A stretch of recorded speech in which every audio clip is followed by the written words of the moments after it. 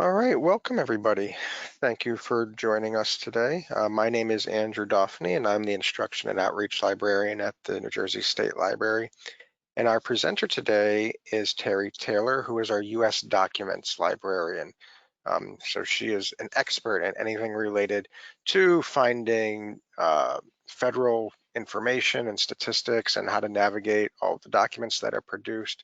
So she'll be giving us a very information-packed presentation today. First, a few housekeeping things. There are a few handouts for today, so please download them. You can find them in the handout section of the webinar dashboard. If you have any questions, we will be taking them at the end of the program, but if you have anything, you can submit it during the presentation, either using the question feature in the webinar dashboard, or you can email me directly, and my email is up on the screen right now. There will be a survey at the end of this, and we would appreciate any feedback that you can give us. We do take them very seriously and do try to use them to inform how we approach programming in the future. Lastly, if you're looking for any more information about federal research reports or other government documents questions, you can contact Terry directly, and her email is ttaylor@njstatelib.org. For those of you who are not familiar with GoToWebinar, this is what you should be seeing on your dashboard. If you do not see this, look for this little orange box with a white arrow that will either be at the top left or right-hand side of your screen. This will open and close the dashboard, and it's possible that the dashboard is closed right now for you. Everybody is muted, but if you have any issues with the audio, or if you're running into any problems, you can message me directly, or you can ask a question or raise your hand. So there are a few ways to contact me. You can raise your hand here, and I will reach out to you in a message, and we can communicate that way.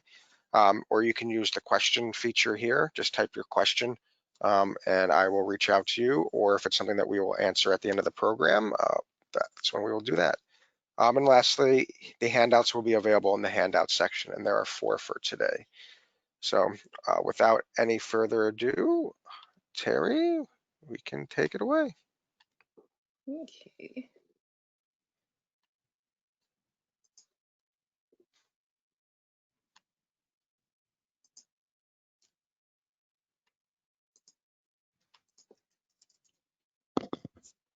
Thank you, Andrew. Again, I'm Terry Taylor at the New Jersey State Library, the U.S. Documents Librarian. And before I get started, I want to mention that the New Jersey State Library is one of 24 federal depository libraries in the state of New Jersey. The most important thing to know about federal depository libraries is that they will have a librarian who can provide expert assistance in accessing federal government information.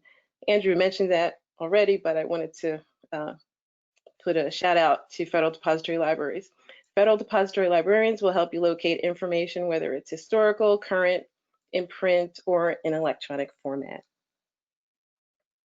So today, the resources I will talk about are going to be research reports created by the Congressional Research Service, the Government Accountability Office, and the Congressional Budget Office. These 3 agencies are the standard for nonpartisan government assessments and reports. Before I talk about the Congressional Research Service, I want to say that I'll be covering what is freely available from the Congressional Research Service, Government Accountability Office, and Congressional Budget Office websites. These agency reports are also freely available in the U.S. Government Publishing Office's catalog of U.S. government publications and GovInfo websites. I'll show you those websites near the end of this presentation. So a Library of Congress resource that can provide a wealth of information on a wide range of topics and legislation is the Congressional Research Service. The Congressional Research Service provides Congress with nonpartisan policy analysis. CRS analysts legislative attorneys, and information professionals prepare reports on legislative issues. Similar to research reports produced by the Government Accountability Office and the Congressional Budget Office, CRS reports are written to be timely, nonpartisan, authoritative, and objective. While it's not new to be able to access CR reports online, there are various free websites that provide free access to the reports. CRS reports did not become readily available to the public until the Consolidated Appropriations Act of 2018.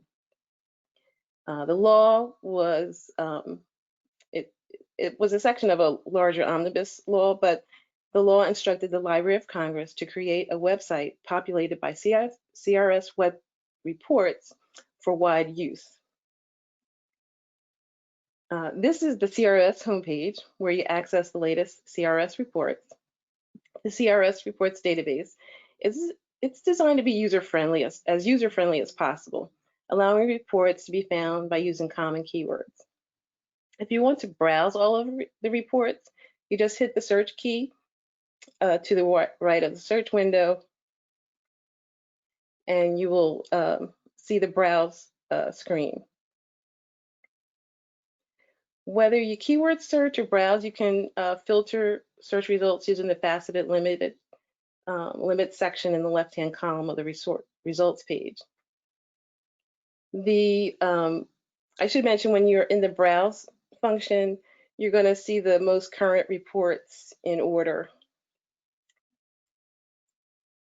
There are several types of content that you will find in the CRS database.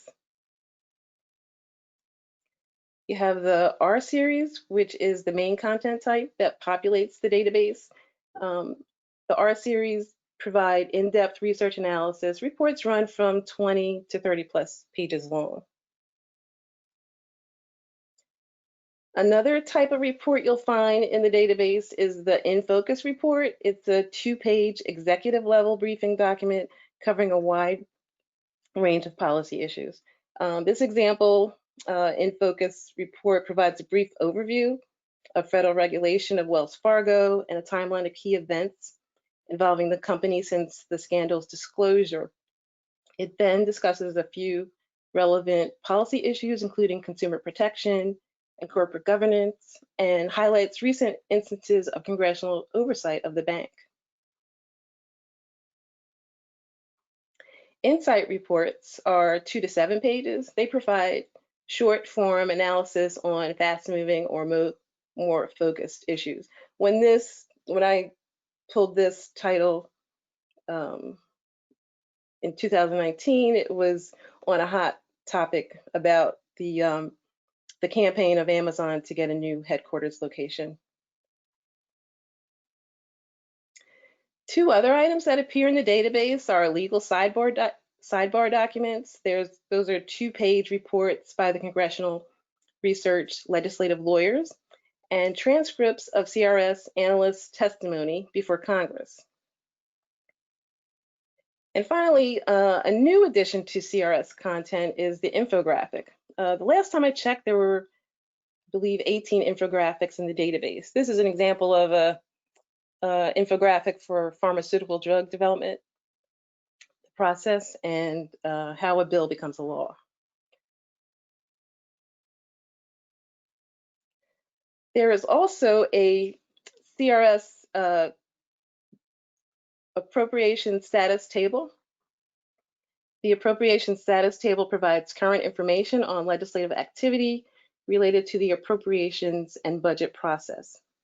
It includes updates on the status of each of the regular appropriations bills, and it also provides links to related resources to appropriations legislation, like the text of the legislation, committee prints, and press releases.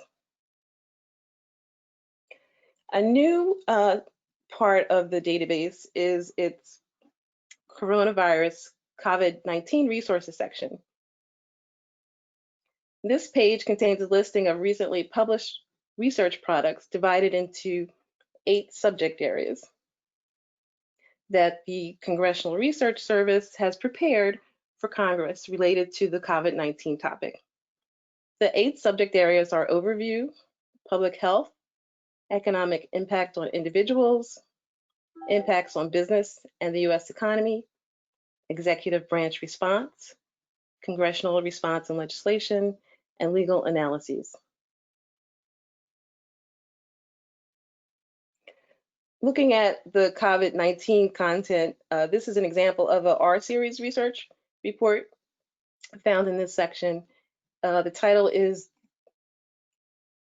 COVID-19 Relief Assistance to Small Business Issues and Policy Options. I'm showing this to point out that if you click on the title, it'll open up into a PDF. But if you look at, there's a little icon, it looks like a clock. That's where you'll be able to see the different versions of this title. So it's just to let you know, this is a topic that's being constantly updated. When I did this screenshot, it was from May 4th, 2020, but it's been updated since then. I will come back to this website to give you a live view of the COVID-19 page near the end of this presentation. Moving on to the Congressional Accountability Office, it's an independent, nonpartisan agency that works for Congress, established by the Budget Accountability Act of 1921. GAO's initial title was the General Accounting Office. The General Accounting Office was renamed the Government Accountability Office with the GAO Capital Reform Act of 2004.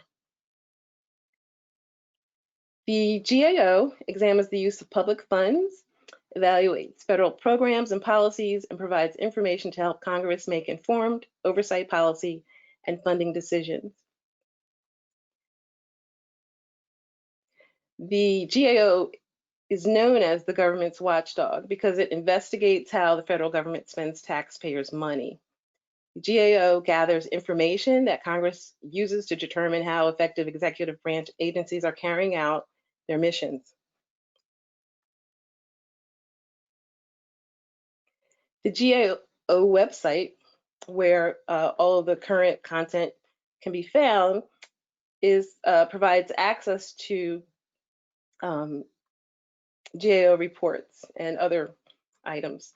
The 3 main content areas of the website provide access to reports and testimonies, bid protests and appropriations law, and key issues. The GAO issues a steady stream of publications, including hundreds of reports and testimonies by GAO officials each year. Reports meet short-term immediate needs for information on a wide range of government operations. The GAO website posts an alphabetical listing of significant reports and testimony each month. You can see in the left-hand column how they are displayed.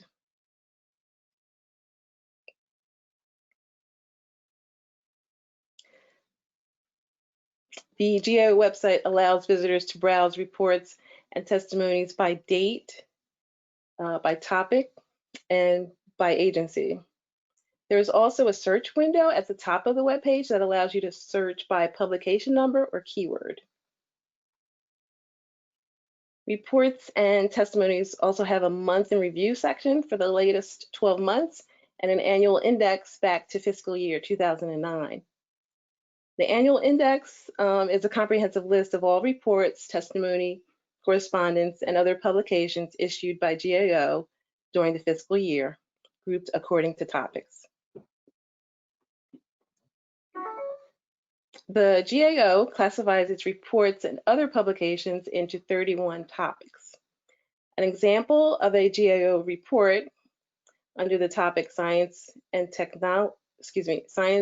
Spotlight at the bottom here is this GAO report, Social Distancing During Pandemics. And it asks the question, how far is far enough for social distancing? The short report takes a look at the developing science behind the practice. Oops, okay, sorry. Jumped ahead there. The GAO also issues decisions regarding federal bids, protests, appropriations, law, and legal matters.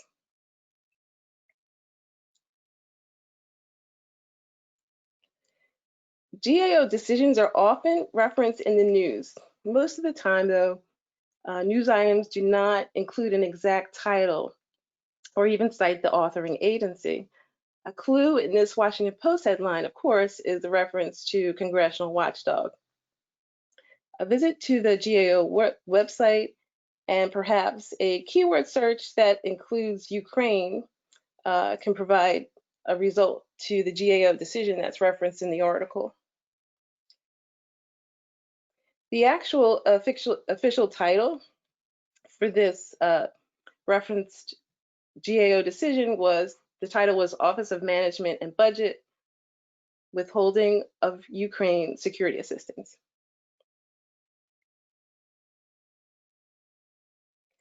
The key issues section of the GAO website presents the GAO's work on a wide range of national issues by agency or topic.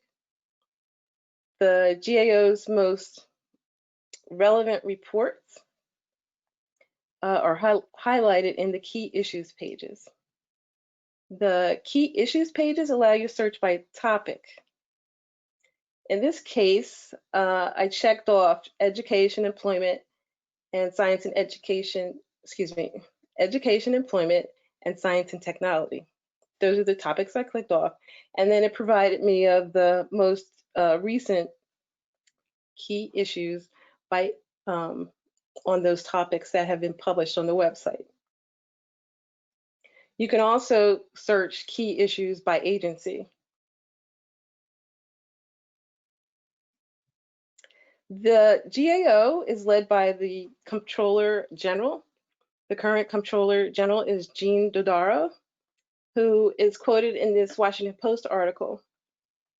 The article also references the GAO's high risk list, which is located on the GAO's key issues page. An example of a high risk item is the United States Postal Service Financial Viability Report. It's relevant to current news and can be found on the high risk list, which I believe has 31 agencies currently listed. The GAO's multimedia page provides access to featured videos on national topics and provides access to the GAO's podcast called GAO Watchdog Report. The podcast features interviews with GAO officials on significant issues and new GAO reports.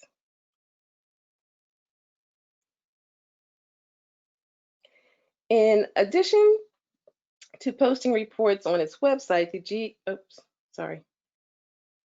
I jumped ahead, sorry. I also want to point out the Watch blog, Following the Federal Dollar.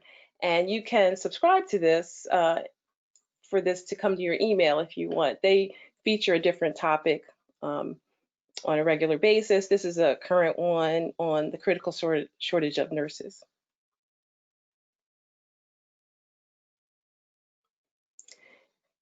In addition to posting reports on its website, the GAO uses social media tools like Twitter to make its work more accessible to both Congress and the general public. This recent post provides a link to a science and technology spotlight report. If I click on the link, it'll take me to the overview page for a report on COVID-19 testing. And it's a 2-page science and tech spotlight item.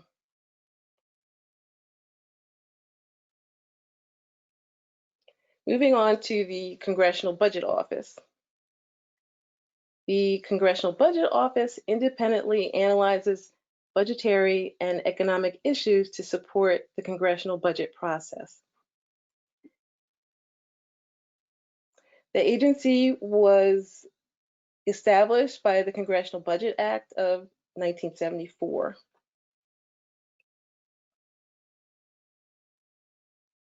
The CBO makes budgetary and economic projections, analyzes the president's proposed budget, and details alternative spending and revenue options for legislators to consider.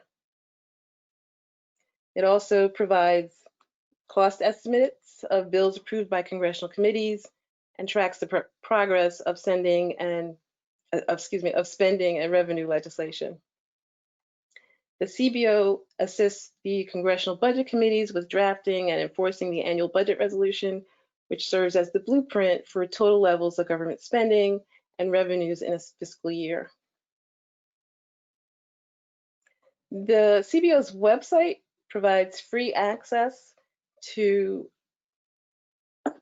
the reports and presentations it creates to support the budgetary process. There's a long list of recurring reports that cover published titles from 2000 to the present. The publications include budget outlook and economic forecasts that cover a 10-year period. This is an example of a not a 10-year period. It's an interim economic projection for 2020 and 2021. Similar to what I showed you from CRS and GAO, the Congressional Budget Office has a topic section for browsing reports. You can see that they also have a COVID-19 topic category on this page. And this is the full COVID-19 page.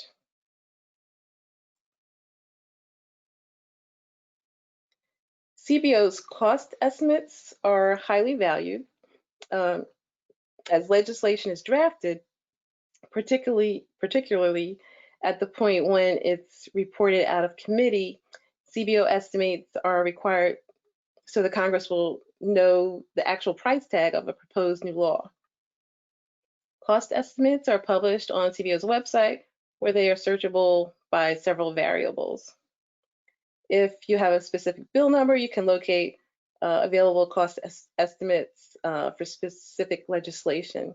If you have a unique keyword like COVID-19, that's another way to search for available CBO estimate information. Since there are multiple bills, I have several results when I searched by the keyword COVID-19. They're the latest legislation that was passed regarding the coronavirus.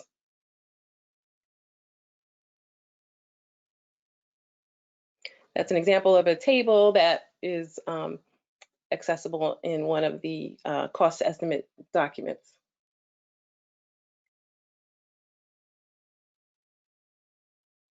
The Congressional Budget Office regularly publishes data to accompany some of its reports. These data have been published in the Budget and Economic Outlook and Updates. The CBO also does a good job of explaining its various terms, economic terms, budgetary and economic terms, with its CBO glossary. And the glossary is accessible from the CBO's cost estimates page. So now I want to jump to searching some of the, showing you some of the, doing some live searching.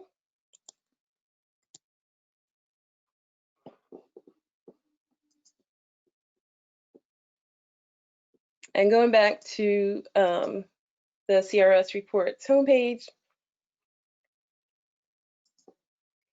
I will just do I have an interest in the U.S. Postal Service and voting. So if I just do USPS and voting.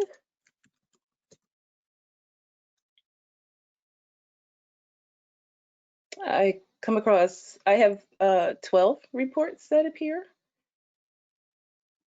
And if we just open, the first one is going to be a legal sidebar.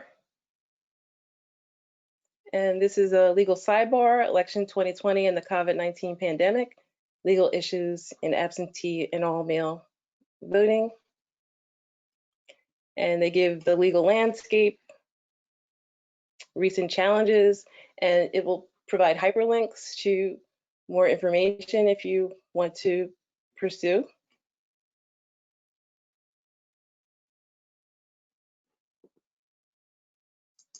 So going back to our list,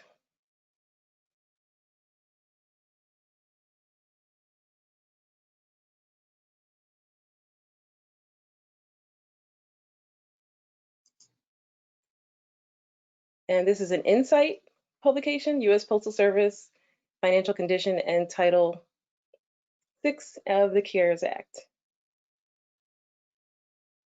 So I use these if I want to get a quick overview of a topic in the news. They're very helpful, and it's a quick read, and there are usually hyperlinks if you want to proceed further.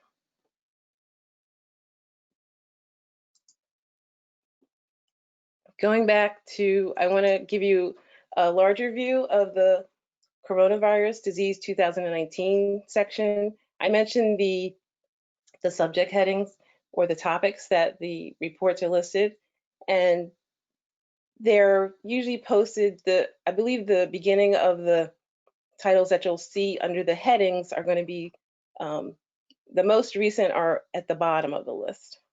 So you can browse. So there's overview, global issues, public health, economic impacts on individuals, impacts on business and the US economy, executive branch response. I was interested in telework and executive agencies. That was very interesting. Congressional response and legislation. And then finally, legal analyses. So there's a wealth of information. I use this site all the time for work and just for my own knowledge base. I mentioned that the resources that I was talking about are also available from the US government publishing office's catalog of US government publications, and that is the main database for accessing publications that are distributed or made available from the US government publishing office. And I'm just going to go here. So I'm just doing a basic search. I'm typing CRS, and I'm just going to go by author. I just want to give you an idea of when you look in the database, how the information is presented. So the government publishing office catalogs these federal documents and make them accessible to federal depository libraries. That superintendent of document number is the equivalent of a Dewey number. So if it was in print format, we would be filing it on our shelves using that call number. But the LC stands for the Agency Library of Congress. That doesn't mean anything. It means things to documents librarians, but I just wanted to point that out. And to the right, you see a quick link to the persistent URL that's created by the US Government Publishing Office. Let me just open the first record. So this is a CRS report, the title, and it gives you internet access link. It gives you information about the resource, and it's part of a series, and it just gives you a general note about CRS reports. When I click on the Perl persistent URL, it takes me to the page that's going to have all of the versions. So they're not going to just put you in a PDF of a report. They're going to let you know that in this case, there's no version history, but if this had been updated, you would see that there.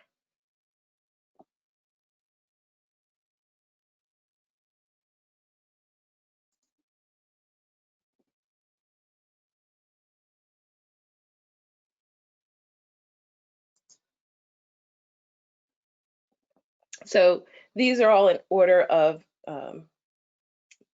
the date. So this is just a scrolling, and it's records 1 through 5,906. And I should say, when that law directed the Library of Congress to make congressional research reports available from their website, the U.S. Government Publishing Office was also instructed to catalog the documents and have it populate their website. So this is an example also of a government publication that is issued in electronic format only.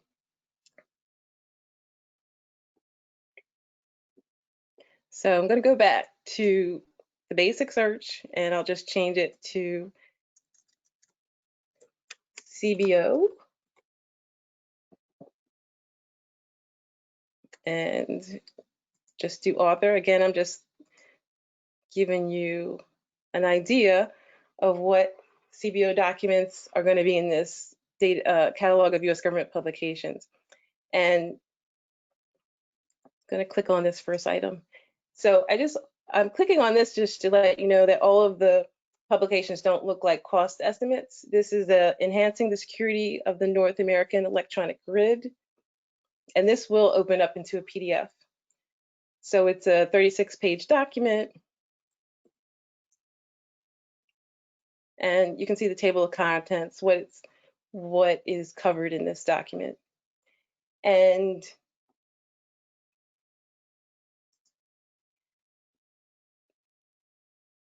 going back to the list of titles, you'll see in the right-hand column that there aren't persistent URLs for every document here. The Congressional Budget Office titles, they're still distributing publications in print format to federal depository libraries. So if you came across something that is not electronic, definitely at the New Jersey State Library, we're going to have the print copy. So this series still is distributed in paper format, so there's more than one option to access a title.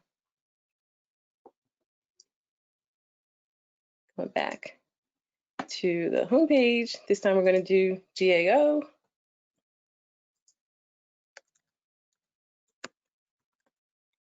And again, I'm just giving you a look at the scrolling part, doing an author search.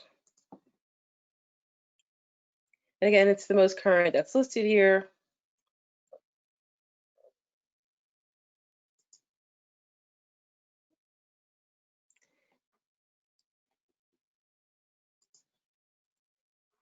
And this is an example of a GAO report from January 2020 about 2019 tax filing. Now, the GAO reports, most federal depository libraries have historical holdings of GAO reports going back many years, but they were distributed at least to our library in microfiche only. But as far as accessing GAO reports now, it's going to be electronic through our library.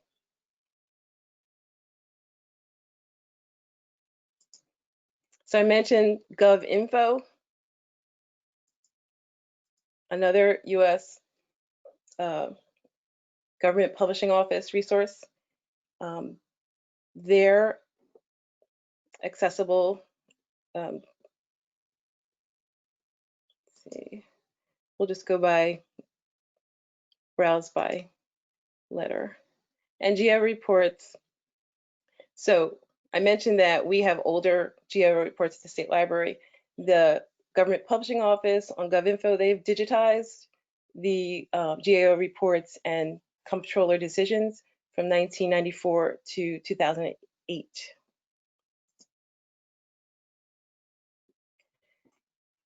So if I just look at the latest, they'll break them down by author. If I look at testimony, this gives you an idea of how content appears in GovInfo. If I look at this 2010 census item, it opens up to this PDF. And this is how, if you had if you had received this in paper or microfiche, this is how the document will look.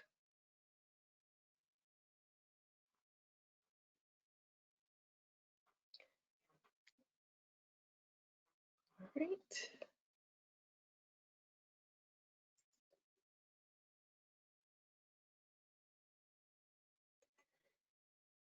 So that is about all that I need to show you now before I open it up for questions. I hope you learned something new and interesting about federal research reports and that it will spark an interest in checking them out. There are resources that I use regularly for, as I mentioned previously, for work and also for my own knowledge. All right, thank you, Terry. Again, anybody, if you have any questions, please use the questions feature of the GoToWebinar dashboard. This program is being recorded, so everyone who registered will get a link to the recording once it's been rendered and uploaded. So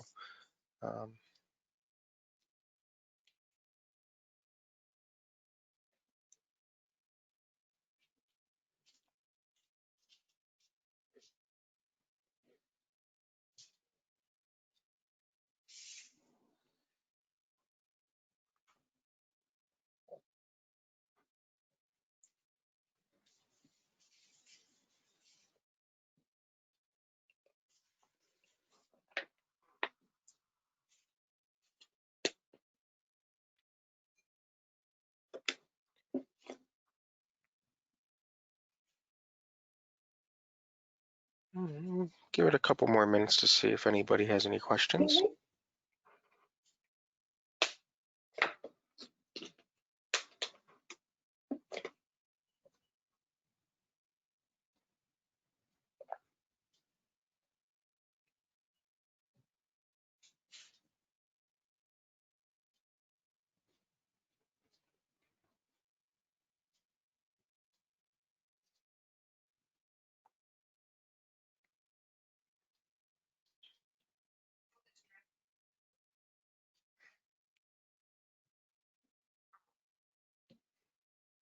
Alrighty, well, doesn't look like anybody has any questions. So Terry, I'd like to thank you again for this webinar and for sharing all these great resources put out by the federal government.